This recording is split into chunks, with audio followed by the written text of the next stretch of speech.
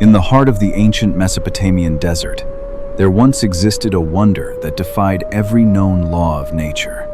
A shimmering oasis in the sand. This was a hanging paradise, suspended between the earth and the blue sky. A profound testament to the ultimate love and ambition of a great king.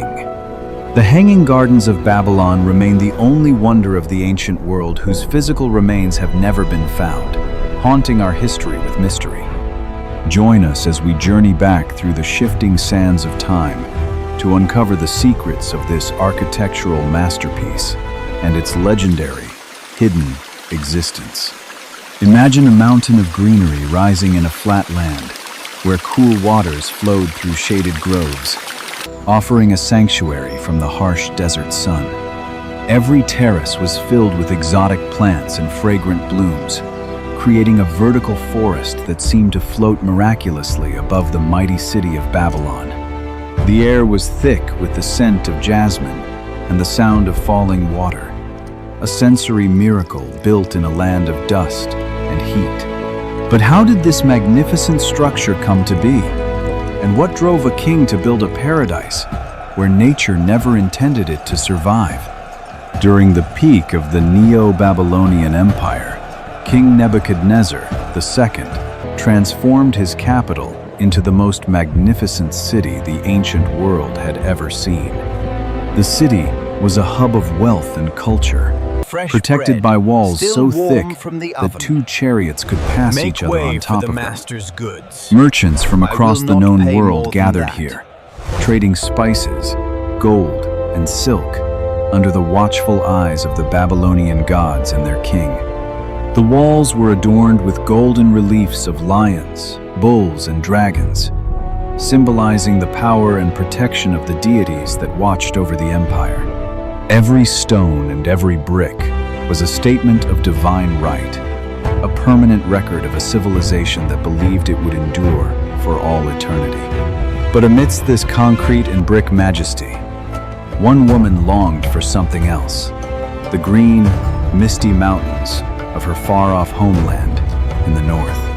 Queen Amytis of Media, married to Nebuchadnezzar to seal an alliance, found the flat, dusty plains of Babylon a gray and desolate prison for her soul. She missed the scent of damp earth and the sight of forested peaks, things that were entirely absent in the scorching heat of the Mesopotamian valley. To heal her broken heart, the king vowed to build a monument that would bring the mountains of Media to the very gates of his palace. This was the birth of a legend, a project born from the personal desire to please a loved one, backed by the infinite resources of an empire. A feat of engineering was about to begin, one that would push the boundaries of what was possible in the ancient world's construction techniques. The greatest challenge was not just the height, but the water. To support a forest in the sky, they had to defeat the relentless desert heat. Layers of reeds, bitumen, and lead were used to prevent the water from seeping through the stone and destroying the royal apartments located directly below. Engineers designed a series of terraces, each one a self-contained ecosystem, stacked on top of each other to reach heights of nearly 80 feet. It was a mountain made by man, a vertical landscape that required constant maintenance and a sophisticated understanding of structural weight and water pressure. But how did the water reach the top? Experts believe a massive mechanical system, perhaps a screw or chain pump, worked day and night. Powered by teams of men or oxen, these machines defied gravity, drawing lifeblood from the Euphrates River and pushing it high into the air. This was high technology for the time, a hidden mechanical heart that allowed the desert to bloom in a way that seemed like pure magic. From the highest point, the water was funneled into a complex network of streams and falls, cooling the air as it descended through the garden.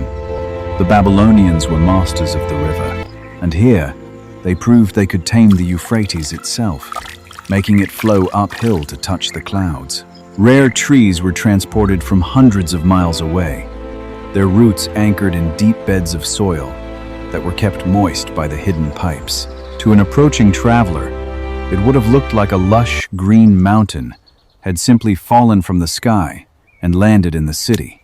This artificial paradise required a small army of gardeners to maintain, ensuring that not a single leaf withered under the punishing Mesopotamian sun. They managed the flow with surgical precision, creating a microclimate that was many degrees cooler than the city streets just a few yards away. The sound of the water was a constant music, a soothing lullaby that drowned out the noise of the bustling metropolis and the desert wind. It was a triumph of will over environment, a statement that the king of Babylon could command even the elements to serve his love. Despite these vivid descriptions from ancient historians, there is a problem. Not a single contemporary Babylonian record mentions the existence of the gardens.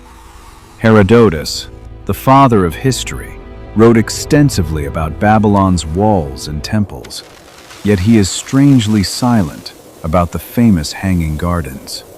This silence has led many modern scholars to wonder, were the gardens a myth, or have we simply been looking in the wrong place? Decades of archaeological excavations at the site of Babylon have found the palace and the Ishtar Gate, but no trace of the tiered gardens. The ground is barren, and the structures found do not match the grand descriptions of the vaulted garden foundations mentioned in the Greek texts. Without physical evidence, the Hanging Gardens seemed destined to remain a ghost of history, a beautiful story told by people who never saw it. But a new theory has emerged, one that suggests a simple case of mistaken identity between two of the greatest cities of antiquity. 300 miles north of Babylon lay Nineveh, where King Sennacherib of Assyria built a massive palace with a garden that fits the description perfectly. This relief shows trees growing on arches and a sophisticated irrigation system that Sennacherib bragged about in his own royal inscriptions and records. He called his palace a palace without a rival, and described a garden that was a wonder for all people to behold and admire. Could the ancient Greeks have confused the two cities, attributing the Assyrian masterpiece to the more famous but gardenless city of Babylon? Whether in Babylon or Nineveh, time is the ultimate destroyer. As empires fell, the systems that kept these gardens alive began to fail and crumble. When the pumps stopped turning and the channels were choked with silt, the lush paradise quickly surrendered to the surrounding desert's relentless, dry heat. The great cedars died, the flowers withered, and the once vibrant terraces became nothing more than piles of broken stone and drying mud bricks.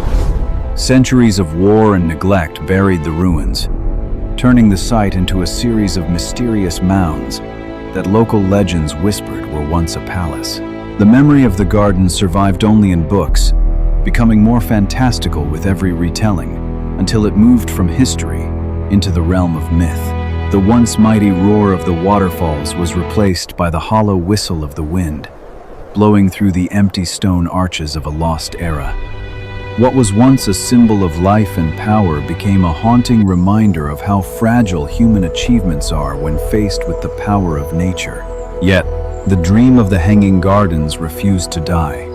It became an inspiration for architects and dreamers for the next 2,000 years. It stood as proof that humans could conceive of a perfect world, a bridge between the wild nature we fear and the order we crave. Today, our modern green buildings are the spiritual descendants of those ancient terraces, echoing the same desire to bring nature back into our lives. The Hanging Gardens of Babylon, whether they stood in the south or the north, remain an eternal symbol of human creativity and undying love. They remind us that even in the most hostile environments, the human spirit can find a way to create something of breathtaking and lasting beauty. Though the physical stones may be lost, the idea of the garden remains perfectly preserved in our collective imagination as a pinnacle of wonder. When a heart carries a great dream, man can create the extraordinary even on the driest stone. Thank you for exploring this wonder with us. The mystery of the Hanging Gardens continues to endure, waiting for the day when the sand might finally reveal the truth of its hidden location.